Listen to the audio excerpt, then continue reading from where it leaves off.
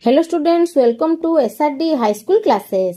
आज आम षष्ठ श्रेणी विज्ञान बहिर पंचम अध्याय जोटा कि वस्तुर प्रकार भेद तार अभ्यास कार्य करिबा। तेबे देखिबा नंबर 1 रे कोन देला, निम्नलिखित वस्तुगुड़िक मध्यरु केउटी प्राकृतिक नुह। जोटा प्राकृतिक नुह सेटा निश्चय कृत्रिम होइथिबो। कृत्रिम वस्तु आमे काहाकू कहबा, जोटा कि प्राकृतिक माने सीधा सड़क प्रकृति मिलु नथुबो, सेटा को हमें प्राकृतिक वस्तु प्रस्तुत करुथुबा बा तैयारी करथुबा, सेटा को हमें कृत्रिम वस्तु कहिबा। तबे या भितरु कोटा कृत्रिम आमे देखिबा, काठ। काठटा होउची हम प्रकृति मिले, सेटा होउची प्राकृतिक। आउ खनिज तैल भी प्रकृति मिले, सेटा होउची प्राकृतिक। माटी भी प्रकृति मिले, सेटा होउची प्राकृतिक। किंतु कागजटा आमे बाउंस गछरु तैयारी करथांती, किंतु एटा प्रकृति डायरेक्ट हमकु मिलि न थाए, सेटा को आमे तैयारी करथांती। सेति पई कागजटा हला कोन कृत्रिम वस्तु, जोटा कि ए चारटा भितरु एटा होउची अलगा। ते नंबर 2 रे कोन देला देखिबा, निम्नलिखित वस्तु गुड़िक मध्यरु केउटी निर्जीव माने आमे कोन जानचंती, जहार जीवन नाही। एटा आमे देखिबा काहार जीवन नाही। आई रे कोन देला, आई रे देला करे साप, थरे हेला भांगी जाइथिबा तुम दांत, आउ गेंडा आउ गजा बूट। या भितरु निर्जीव किए, जार जीवन नाही काहार? सापर तो जीवन अछि, गेंडारे भी जीवन अछि। गजा बूट, गजा माने अंकुरित से होउची माने से गोटे गछ, सेटा होउची तार भी जीवन अछि। हमर भांगी जाइथिबा दांतटा होउची कोन निर्जीव। तेनु निर्जीव वस्तु रे कोटा जीव दांत। एबे देखिबा नंबर 2 रे कोन देला, कर देला गोटा मुग, खरे मुग डाली, गरे गजा मुग, घरे होउची मुग गछ।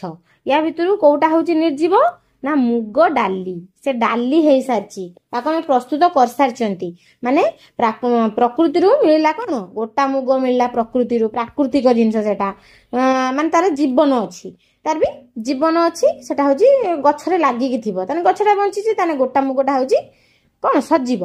आउ गजा मुग भी सजीव। मुग गछ तो होउची सजीव, किंतु मुग डाली हेई सारला परे से हेला कोन निर्जीव हेगला। ताले यार आंसर होउची ख।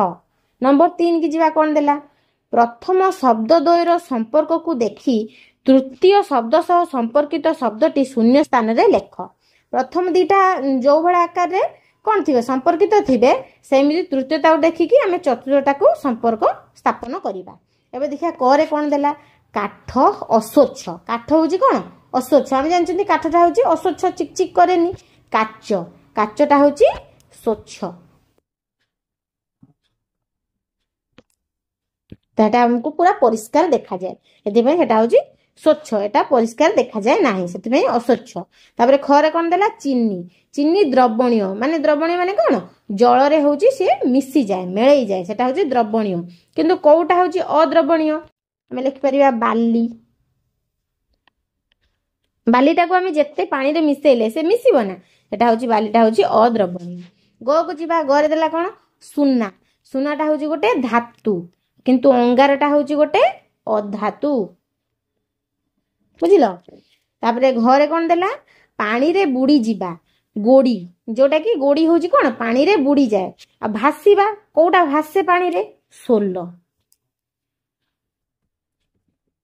सोलोटा को हम पानी रे पके देले सेटा होची भासीबो। एबे देखिया नंबर 4 रे कोन देला, कठिन और नरम प्रकार भेद रे निम्नलिखित वस्तु गुडी को श्रेणी विभाग कर। या भितर कोटा हमें कठिन देखिबा, कोटा होची नरम देखिबा। ता साइड रे हमें लिखिबा पिन कंटाटा कठिन ना नरम? एटा होची कठिन। एबे देखिबा खरे देला कोन साबुन भी कठिन। गरे कोन देला, तुळा बिंडाटा कोन नरम। तुळाटा हाथ को नरम लागेनी। तापरे घरे कोन देला, बरफ खंडटा भी कठिन।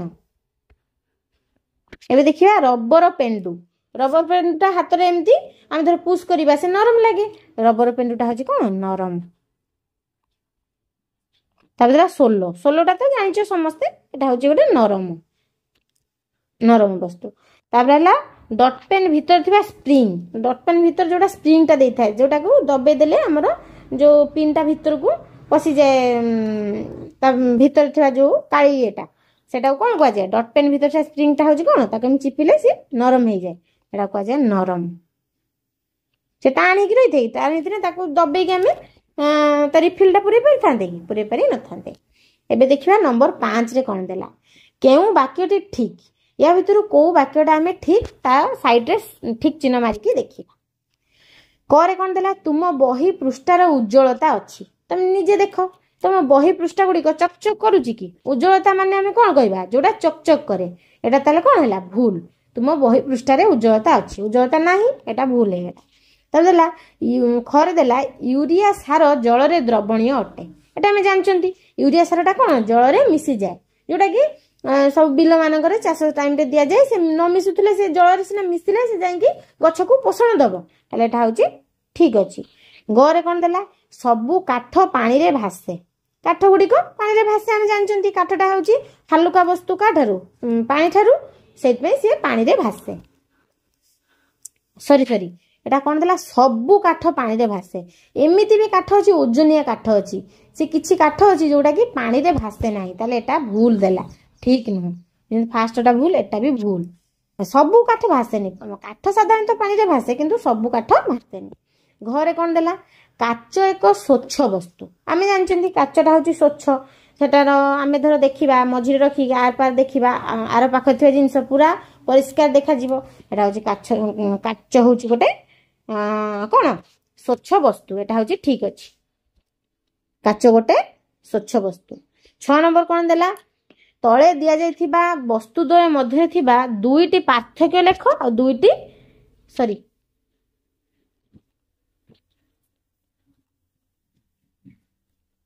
एबे देखिबा नंबर 6 रे कौन देला तले दिया जाइथिबा वस्तुद्वय मध्य रे थिबा दुईटी सादृश्य और दुईटी पार्थक्य लेख।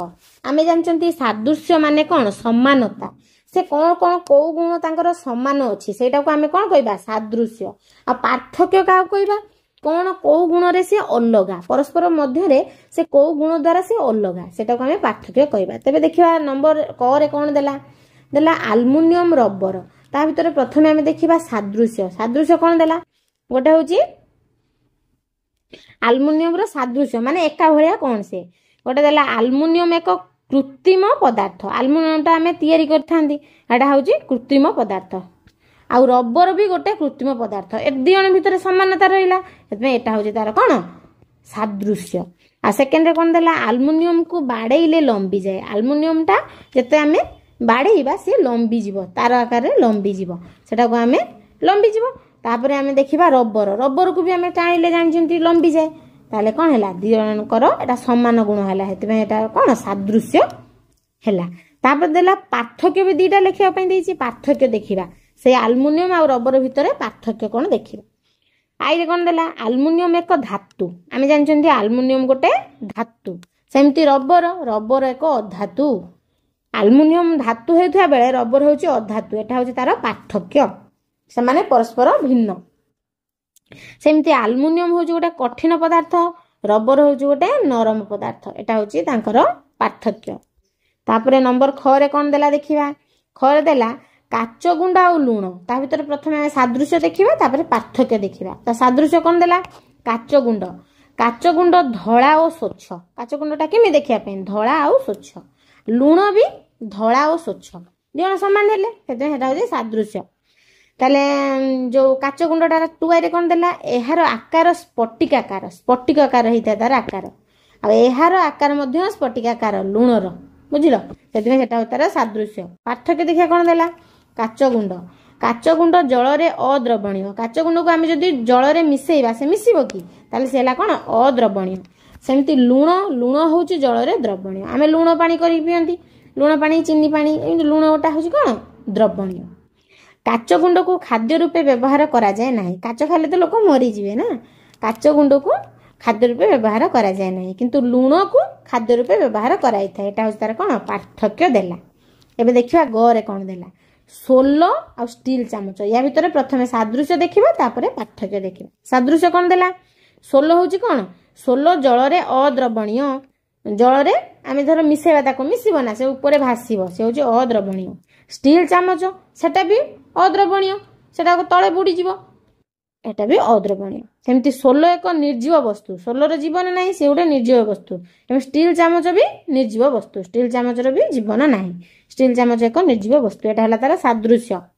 पार्थक्य कौन देला देखिबा, सोलो, सोलो रे पार्थक्य होची सोलो गोटे नरम वस्तु, ये होची गोटे नरम वस्तु, किंतु स्टील चामच एक कठिन वस्तु। एटा हेला तार पार्थक्य।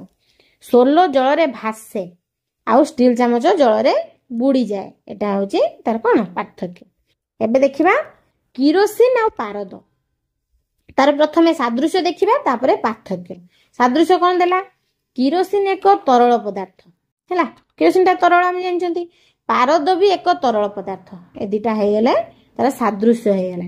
किरोसिन जल रे अद्रवणीय, मिसेनी ऊपर भासे जेहेतु सेटा गोटे ऑयल, अरे किरोसिन जल रे अद्रवणीय, पारद भी जल रे अद्रवणीय, सेटा भी मिसेनी। एटा हैला तार सादृश्य। पार्थक्य ताले कोन, पार्थक्य देला किरोसिन एहा एक कृत्रिम पदार्थ, किरोसिन टा होची गोटे कृत्रिम पदार्थ, किंतु पारद प्रकृति डायरेक्ट मिलता, सेटा होची गोटे प्राकृतिक पदार्थ। एटा हैला तार पार्थक्य। ताला किरोसिन एक अधातु, किरोसिन टा गोटे अधातु, किंतु पारद एक धातु। एटा हैला तार पार्थक्य। तो पिला माने एहा थिला चैप्टर 5 रो कोन अभ्यास कार्य। नेक्स्ट क्लास रे हमें कोन चैप्टर 6 पढिबा। सेते पर्यंत तुम माने मन देकी पाठ पढुथबो, जहाँ भी सब डाउट्स रहउची कमेंट माध्यम रे निश्चय जणैबो। रहिली, जय जगन्नाथ।